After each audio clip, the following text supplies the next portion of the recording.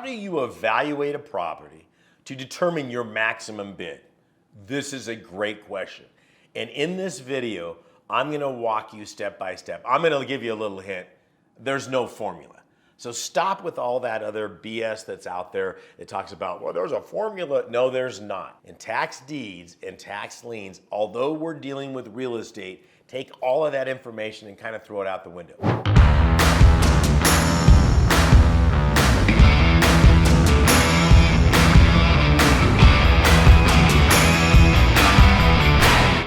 What we're going to reveal in this video is an exact process that you go through, irregardless of whether the property is a $500,000 property or a $150,000 property.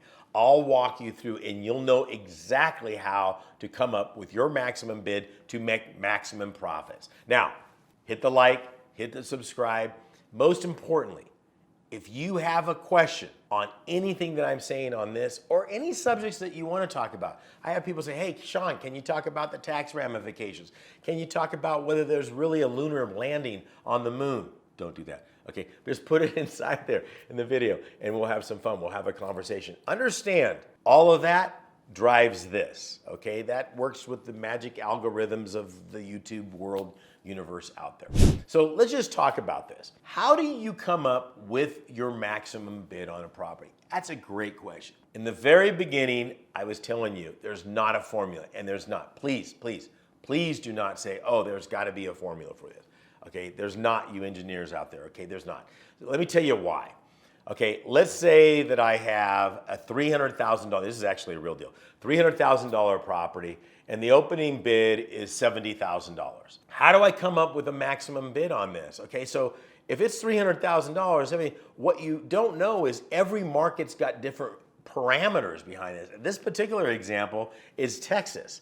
Okay, so Texas, my max bid is what they have to pay the penalty on. So there's that. Number one, I have all rights to the property, so there's that factor, and I can rent the property out. So in this particular example, this property rents out for $3,000 a month. Well, okay, there's my math. Okay, they can come in and redeem anytime during that 2 years. Oh yeah, that's right. So I can't do a long-term rental. So I'm gonna have to do a month-to-month, which means I'm gonna have to reduce it. So let's say I can only get $2,300 for that. I'm not gonna be able to rent it for the full 2 years, but at least I can get $2,300 a month for say 18 months. So you're looking at, just top of my head, probably anywhere from $38,000 to $42,000 in income from that. Isn't that gonna affect my maximum bid? You're darn right it is. Okay, so I can sit there and say, well, I had somebody say, well, I'm only willing to pay $100,000 for that property. So let me get this straight. You think you're gonna go to Texas and buy a $300,000 house for $100,000? Show up to play, okay? Now, I'm not saying you're gonna hit your maximum bid, but you gotta be willing to participate, okay? You're gonna get on a lot of planes if you think you're gonna steal it for 30%. Could I get that? Yes. Might I? I don't know. So I've got $40,000 in rental income possibly on this property. Here's another thing on that particular property. I knew for a fact that this was gonna need $30,000 to $40,000 in rehab. Here's the other factor is, I get that money back should they redeem. Oh, you're right, the formula's starting to go out the window, isn't it? Okay, so in this example, opening bid was $72,000. Okay, so $72,000 plus I have to put let's call it $35,000 in rehab. So immediately, right now, I'm at about $110,000 just walking in the door and I haven't put a bid on it. Okay, so I'm gonna get 25% on that. The property's worth $300,000. Okay, well, oh, I've got the rent. I got $40,000. All right, the rehab is $30,000. So about $38,000, $40,000 worth of rent coming in the property. That negates all of my rehab. Now I'm back down to that $70,000.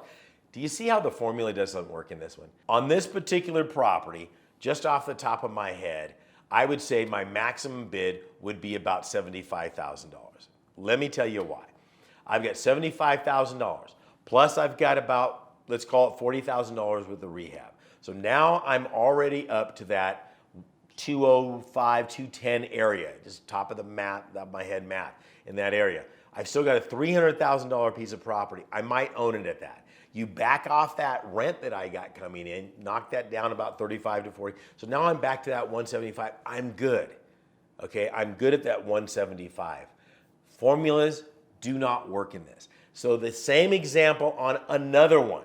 Okay, here's another property. I bought, the opening bid was $5,000. Fair market value on the property was $168,000. Tiny little home, okay, on this. But it needed $75,000 worth of rehab. This thing was a piece of garbage on that. What formula is going to figure that one out? My max bid on that one was $30,000. We walked out of there and got it for $11,000. Just because my max bid was $30,000 doesn't mean I'm going to hit it. Just because my max bid was $175 doesn't mean we're going to hit it. But that's what I'm willing to hit. Now here's another key thing that you have to know. Don't go above your max bid. Okay, don't get caught up in the emotions of the auction. It never serves you. Stick to your max bid. Again, I'm going to re-emphasize, there are no formulas. I don't know. I think anytime you start trying to talk formulas and you're talking tax liens and tax deeds, I lose my attention because I've been doing this 30 years. There is no way you can do that. You saw two examples, okay? This one over here. So let's go back to my $168,000 property. Just on the surface, you say, well, I'd be willing to pay $75,000 for the property. That property had a minimum of $60,000, probably $80,000 in rehab. Now you're in it retail. Just go find a realtor, buy it retail. That formula wouldn't have worked in that. Well, here's another one. Okay, so let me give you another one. Here's another example. Okay, this is in Jacksonville, Florida, I do believe this was. This is a number of years ago, back in the early 2000s. I went there, looked at this property, an absolute piece of garbage property, okay? But the factor is on this property had a fair market value of $190,000. Excuse me, an ARV. That stands for after rehab value of about $190,000 on it. Opening bid was $5,000 on the property. But here's the key. It needed a complete gut. So probably $75,000 back then. I can't remember exactly. We'll use it for this conversation. So what formula is going to work there? Now, I'm looking at this going $75,000, so I have to use that as my starting bid plus the $5,000. Not true. Other factor that was going on there was government money. So the government was willing to pay me $35,000 of my $75,000 in rehab as long as I kept that property rented out to senior housing.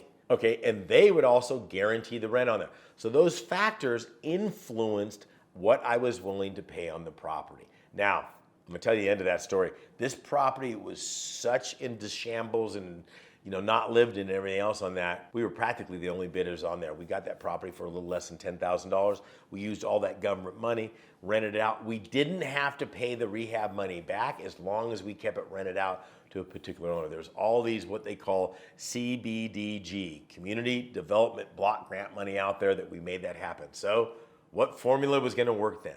I know I'm beating up on that formula, but I guess I'm getting a little triggered, okay, with these people out there that say, oh, what the formula is. Don't do that with this, okay? Every single house that I look at, I have to come up with the numbers. Hey, let me tell you something. I'm probably 80% of the properties that I look at, I literally can drive by that property, I can look at it, know what my ARV is, okay? After rehab value is not gonna change. So in that neighborhood, 3-bedroom, 2-bath, 22,000 square foot houses, let's just make it up, are going for $300,000. I know what my price per square foot is. All I do is multiply it by that square footage. That's what that property is worth, ARV. Every property I look at needs rehab.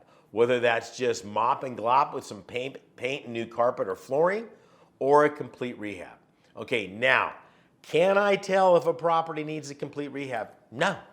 Because I'm not going to be able to go in there and look at that property. This is not some, here's the keys, go look and tell me what you think. This is not a fix and flip or anything like that. I don't know. But you can kind of tell. Okay, have I been surprised at the past? Yeah. I've had a student one time that bought a piece of property. This is in Dallas, Texas. This is 1998. And this lady had 27 cats. Yeah, can you say PU? But bottom line is they had to replace some flooring and some sheetrock and what have you on the property, but he still got the property at 40% of value, and those numbers worked out. So as I've said before, formulas don't work, okay? There's so much going on with this. We've only been at 10 minutes here, and I've got an hour and a half, 2 hours worth of content. We can go through this. The good news about it is I've got training for you. You know the drill. If you want some free training on it, hit the link down below, higginsmethod.com. I got some free booklets out for you that I'll send just for doing that. Click the link or the like, click the subscribe, make a comment. We'll see you in the winner's circle. This is Saen Higgins saying, God bless you.